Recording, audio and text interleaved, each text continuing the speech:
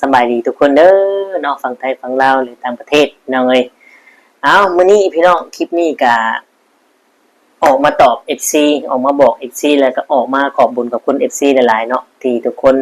คอมเมนต์กันเข้ามาแนะนำเรื่องเอาไอ้เกดมาไทยพี่น้องเอ้ยเนาะอ่าตุกคำลงคลิปไปที่ว่าแม่น้องมะนาวมาคุยนํนี่ก็ได้รู้เรื่องได้เข้าใจกันแล้วเนาะคือบางช่วงบางตอนทุกคำก็บ่ได้บันทึกไว้เนาะแม่น้องมะนาวก็เป็นห่วงย่านไปบ่กุ้มบ่หุ้มแล้วว่าทุกคำเอ้ยแล้วว่าย่านไปแหละลำบากเจ้าแม่น้องมะนาวแล้วก็ฮู้เห็นบ่แล้วก็เข้าใจเราก็เบิ่งพฤติกรรมลูกเราแล้วกับลูกเขยแล้วนะอย่างเช่นเราว่าไปสวนกาแฟไปบ่กี่มื้อก็บอกว่าเจ็บท้องเจ็บไส้ไอออกเลือดแล้วก็พากันมาฮอดบ้านแล้วก็บ่ได้เป็นหยังเราอะบัดจะกลับไปเฮ็ดอีกอยู่สวนกาแฟเนี่ยเพิ่นบ่เอาบัดนี้แล้วว่าเนาะเราว่าแนวนี้พี่น้องทุกคำเอ้ยแล้วว่าสิว่าแนวใดซั่นเราอะไปพุ่นแห่งเต็กแล้วบ้านเพิ่นเมืองเพิ่นแล้วว่าเนาะทุกคำก็แม่นเนาะทุกคำก็ว่าแม่นทุกคำก็บ่ได้จะหางานให้เพิ่นบ่ได้เอาเพิ่นมาดอกเนาะแต่ที่ทุกคำไปถามงานซาลาเปานะเพราะว่าไอ้เกดโทรมาเองตอนนั้นทุกคำก็เว้าไปว่าเดี๋ยวสิถามให้เด้อเพราะว่าคำเว้าของลูกผู้ชายผู้นึงคำเว้าสัจจะออกไปแล้วก็บ่อยากให้มันเสียสัจจะก็ไปถามจบเจือก็ไปถามให้อยู่แต่ก็เพิ่นก็บ่รับเพราะว่าเพิ่นเบิ่งรูปถ่ายแล้วเพิ่นก็ฮู้จักเนาะเพราะว่าเห็นในช่อง YouTube เพิ่นว่าน่ะพี่น้องเอ้ย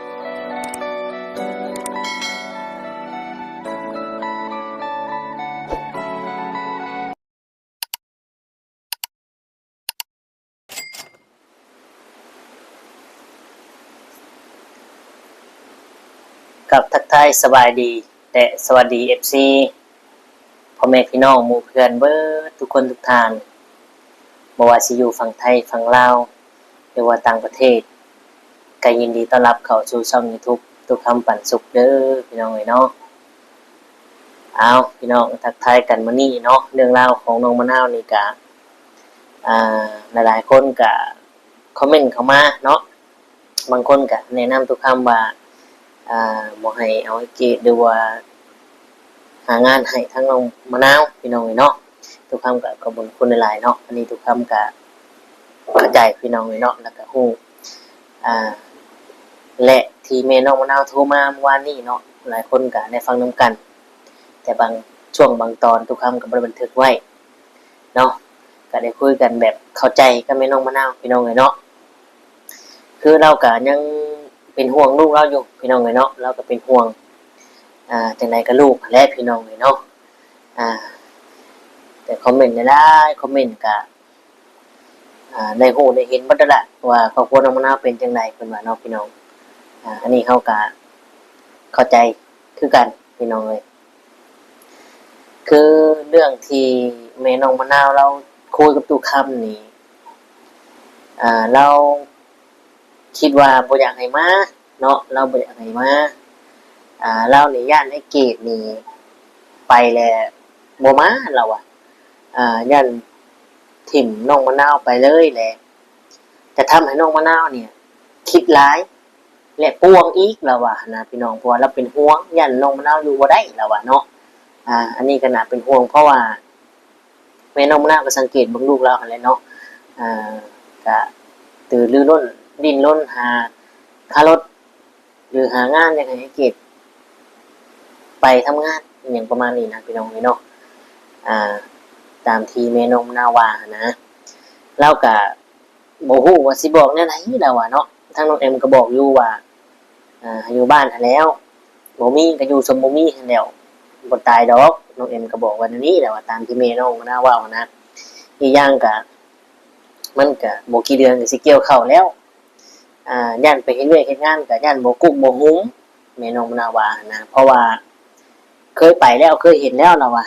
พากันไปอยู่สวนกาแฟที่ในเวียงหาให้ก็ว่าอยู่บ่ได้ว่าให้ออกเลือดจังซั่นจังซี่เนาะว่ามาบ้านบัดเช้าบัดจะไปอีกดอกอะโอ้ยมันบ่แม่นไปมื้อหน้าได้มันบ่แม่นเรื่องแนวเฮ็ดดินได้ล่ะว่าเนาะและทุกครั้งก็จะบอกว่าการที่จะมาทำงานเนี่ยผู้ที่เขามาทำงานอยู่พี่เนี่ย กลับไปมีบ้านมีรถมีเงินมีซานอยู่พอกินเนี่ยเขามานี่เสียสละ2-3 ปีแล้วก็อดทนสู่งานดีได้เนาะอ่าเพื่อให้เจ้าของไม่อยู่ไม่กินสำบ้านสำเมืองโมเนาะถ้าเราจะคิดว่ามาเฮ็ดลิ่นมาแบบอ่าคือเฮ็ดคือไปเฮ็ดอยู่สวนกาแฟหั่นมันก็บ่ได้เด้พี่น้องเอ้ยเนาะเพราะว่า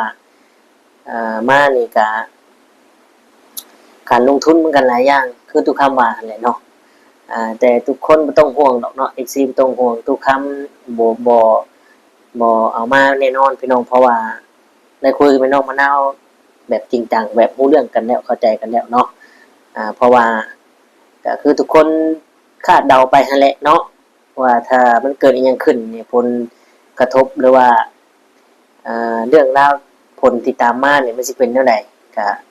แบบคือทุกคนวาดหรือคิดไว้เลยเนาะบางคนก็ว่าเรื่องมะนาวจบไปแล้วมันไม่ใช่เรื่องเลยที่จะไปถ่ายอันนี้เขาก็เข้าใจเนาะพี่น้องเนาะแต่ว่าน้องมะนาวนี่ก็เลาะลองขอให้ถ่ายให้อัปเดตเนาะซึ่งทุกครั้งเองก็เคยถ่ายเนาะแล้วก็เคยช่วยเหลือแล้วก็บ่ได้เครียดบ่ได้ให้บ่ได้ซังหยังมันก็เป็นเรื่องปกติของ YouTube เนาะอีกอย่างเฮาก็เป็น YouTube พี่น้องเฮาก็ถ่ายลงเนาะอันนี้ก็เข้าใจถ้าว่ามันบ่แม่นเรื่องแล้วก็แม่นพี่น้องมันจบไปแล้วแต่ว่าบาง FC เนาะบางคนที่ยังรู้ตัวน้องมะนาวแต่ว่าเข้าใจในทุกเหตุการณ์ที่เกิดขึ้นเนาะก็ยังถามข่าวอยากรู้ชีวิตการเป็นอยู่ของน้องมะนาวหลังจากที่บ่ได้รับความช่วยเหลือแล้วน้องเพิ่นสิกระตือรือร้นบ่จะดุมันขยันขันแข็งบ่เนาะตามที่เพิ่นอยากรู้ตามที่เพิ่นติดตามและแล้วก็บ่เป็นไปตามที่เพิ่นคิดไว้เนาะก็สิกลับมาวนเวียนแบบว่าขอความช่วยเหลือจากผู้ใหญ่เนาะอย่างเช่นคือที่ว่าน้องโทรไปหาพ่อฮักของสามมุกดานี่เรื่องข้าวเนี่ยเฉพาะข้าวเนี่ยพ่อมีกินอยู่ได้ตามที่แม่น้องมะนาวว่านี่พ่อมีกินก็บ่ถึงว่าสิขาดหม้อขาดหยังดอกญาติพี่น้องก็มีแต่ผู้ให้นาแต่ก็หลายอยู่เฮ็ดให้เฮ็ดนาก็ได้ข้าวหลายอยู่เขาก็บ่ถิ่มดอกน้องก็ว่ารู้เนาะในน้องมะนาวก็ว่านะก็บ่ได้อดบ่ได้ถึงขนาดนั้นดอกแล้วแต่ว่าที่มันว่าไปหาเลาะไปลิ้นนี่มันบ่ได้ว่าไปขอข้าวนะมันบอกว่าไปลิ้นอยู่นี่นะใกล้ๆนี่ซึ่งมันก็ตัวเราอะนะพี่น้องเอ้ยเนาะนั่นแหละพี่น้องเหตุผลหลักๆนะที่ว่าเฮาอัปเดตลงนะเนาะบ่ได้แม่นว่าที่อิหยังกลับไปถ่ายเรื่องราวให้มันเป็นคือเก่าหรือว่าจังไดเนาะบ่แม่นพี่น้องเอ้ยก็คือเห็นแหละน้องเราก็กลับมาวนเวียนกลับมาวงจรเดิมก็หาเลาะหรือว่าโทรหาผู้ใหญ่เนาะอยากให้มาถ่ายคลิปเพราะว่าตอนที่ทุกคนเข้าไปช่วยเหลือน่ะเพราะว่าทุกคนเข้าไปก็มีแนวไปต้อนไปฝาก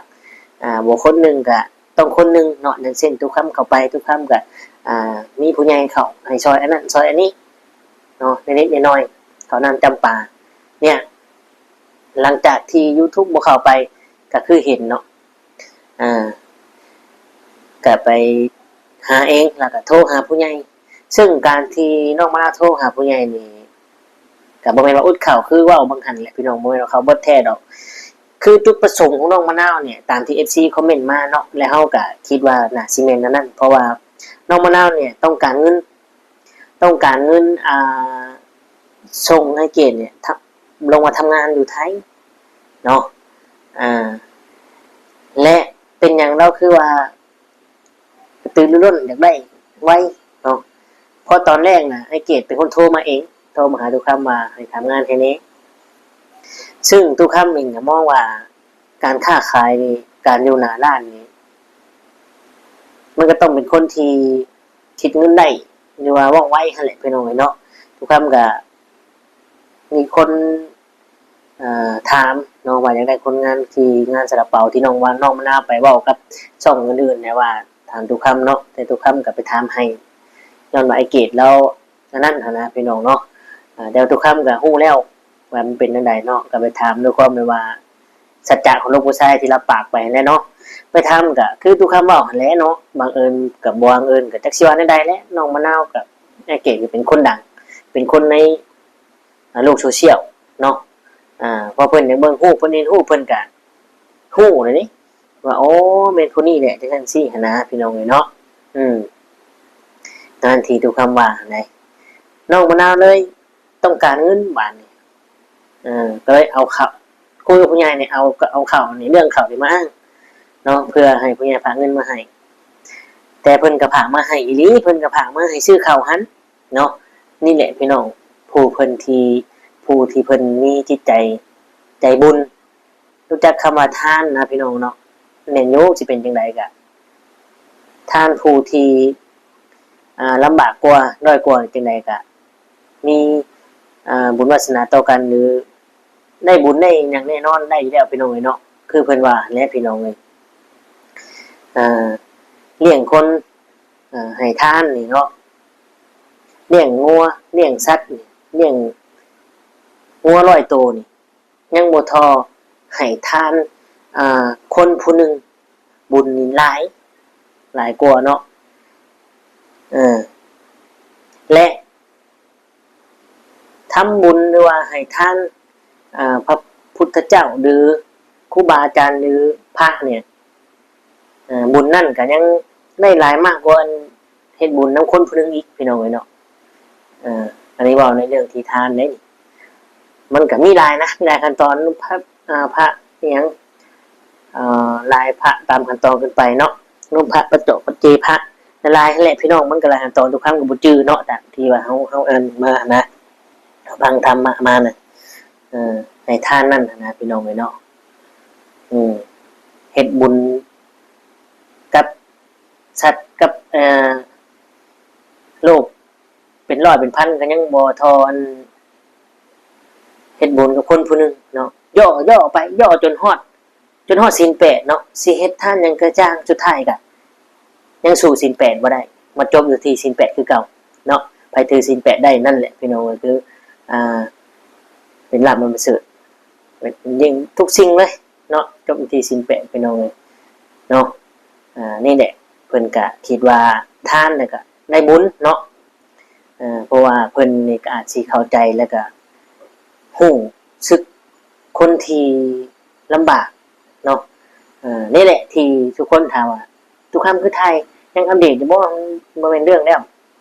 คือเฮาก็ทุกคำเองก็เคยลำบากเนาะเคยทุกข์เคยยากมาแล้วก็เห็นน้องมะนาวเป็นแบบนั้นก็เข้าใจเนาะทุกคำก็ฮู้ว่าเป็นจังได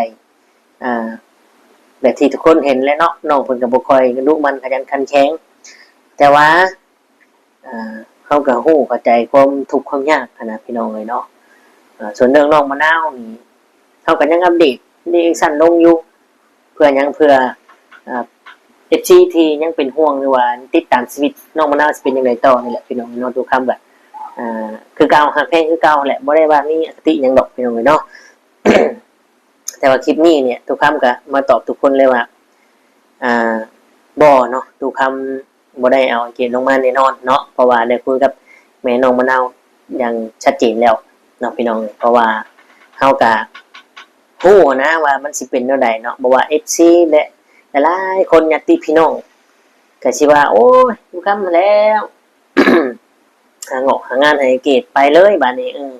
เห็นบอกถิ่มน้องมะนาวถึงน้องมะนาวกลับมาเป็นมาปวงมาคิดหลายมาโรคประสาทกลับมาคือเก่าเนี่ยเห็นบอกแม่น้องมะนาวเนี่ยเราก็ย่ามันเกิดขึ้นแบบนี้แหละเราถึงหวยมานแต่เราก็เนมเห็นว่ายันบ่รอดยันบ่กุ้มบ่หุ่มมาและเราพี่น้องเลยเนาะ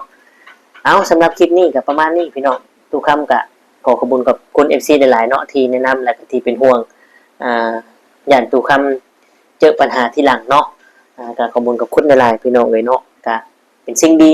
คือทุกคำว่าแหละอันใดที่มันบ่นั่นกันแนะนำบอกกันพี่น้องจังใดก็ผู้ใหญ่เนี่ยเพิ่นก็ย่อมฮู้กว่าเฮาอยู่แล้วเพิ่นเคยอาบน้ำร้อนก่อนเฮาเนาะแม่นอยู่เพิ่นเป็นผู้เฒ่าแต่ก่อนเพิ่นสิเป็นผู้เฒ่าหรือเป็นอีหยังก็แล้วแต่เพิ่นก็เคยเป็นลูกเคยกันกับเฮามาก่อนเนาะคือทุกคำนี่ได้ เป็นหยังคือว่า เคยเป็นอย่างเนี้ยทุกคำต่อไปเป็นบ่เฒ่าเป็นคนและบัดนี่พี่น้องเอ้ยเนาะลูกสาวก็ได้ลูกชายก็ได้นี่แหละคือเฮาฮู้ไปเลยเฮาอ่านมาฮอดมาแล้วเฮาเคยมาแล้วฮู้ไปแล้วเฮาก็สามารถบอกลูกบอกหลานได้ต่อเนาะพี่น้องนี่แหละทุกความในเชื่อแนวนั้นพี่น้องเอ้ยเนาะเอากะประมาณนั้นเนาะคลิปนี้ก็สิได้ขอตัวจบอำลาพระจากพ่อแม่พี่น้องไปเนาะอันใดคำเว้าที่บ่ม่วนบ่สุภาพก็กราบขอโทษขออภัยนํเนาะแต่ถ้าว่าคำเว้าคำจาของทุกคำมันเป็นประโยชน์ต่อสังคมก็แชร์กันออกไปแล้วก็นำไปใช้เนาะถ้าว่ามันบ่เป็นประโยชน์ก็บ่เป็นหยังเบิ่งแล้วกดไลค์กดแชร์แล้วก็แชร์ทิ้งลงคลองไปก็บ่ว่ากันเนาะทุกคนเนาะก็ประมาณนั้นคลิปนี้ก็สิได้กล่าวคำว่าสบายดีและสวัสดีครับ